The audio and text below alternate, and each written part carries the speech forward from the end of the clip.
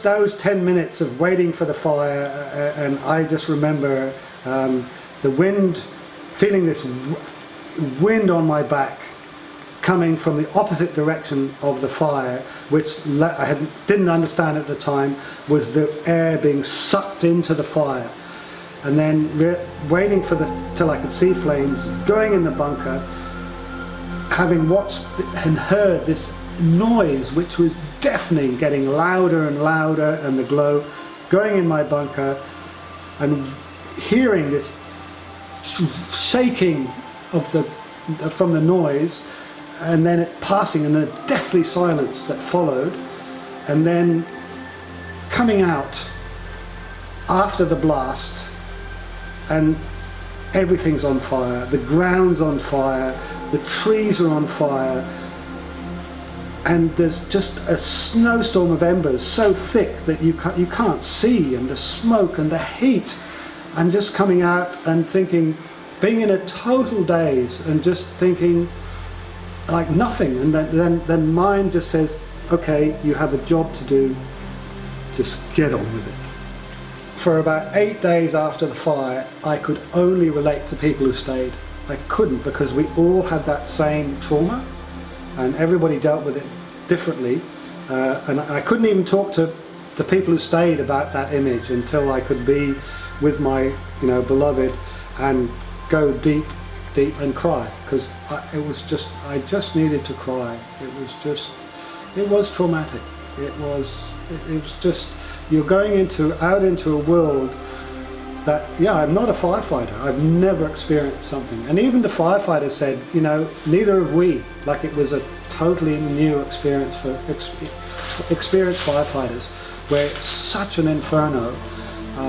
It's so intense, and you feel like you're on a different planet. It's like you're walking out into like a holocaust, a nuclear holocaust, because it just everything's on fire. The ground you're walking on's in fire.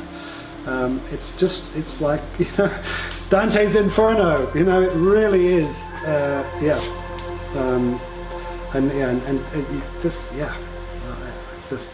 I can talk about it now, but I couldn't for the first about 10 days. And the nightmares stopped after about probably a month. Firefighters and looters the nightmares were just about, I'd hear a sound in the night in my sleep, and I'd wake up, with the sound and a nightmare of looters, that they were coming to get me.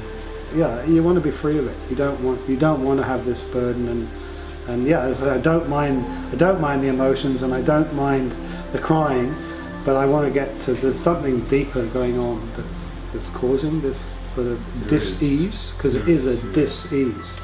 And the other thing I wanted to say, that the experience, it is war. Like, once you come out into that, and you're out in it, and I knew I had to come out as soon as possible, because the longer you leave it, the worse things are, because quite a few things were on fire, and the sooner you deal with them, the better it is, or the easier it is.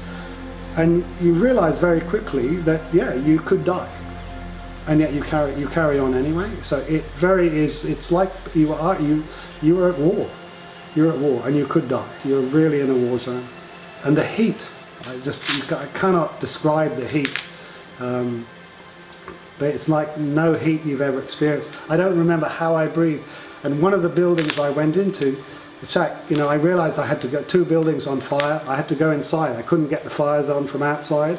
And that's the first time I really thought I might die, or I confronted death, if you like. The thought of I could die was walking into the building, which was thick with smoke, and realizing that I might not be able to breathe in here.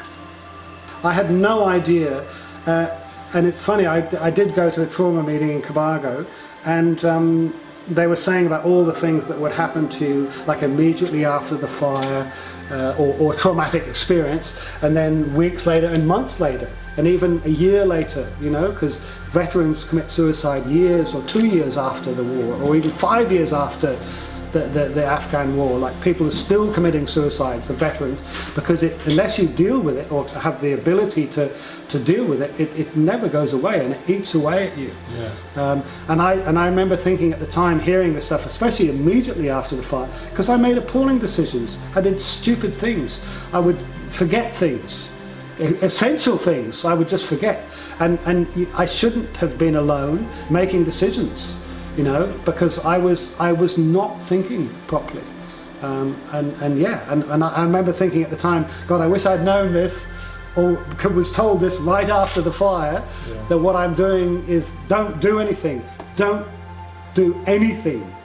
you know, just get help.